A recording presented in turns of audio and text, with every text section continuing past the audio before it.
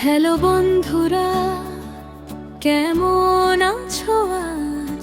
ঢাকার একটা ছোট্ট দৃশ্য এনেছি আজ। উঁচু উঁচু ভবন, ব্যস্ত পথের ভিড়, মেঘলা আকাশে আজ ঢাকাটা আরো নীরব আর গম্ভীর। তবু এই শহর আমার বুকের ঘর।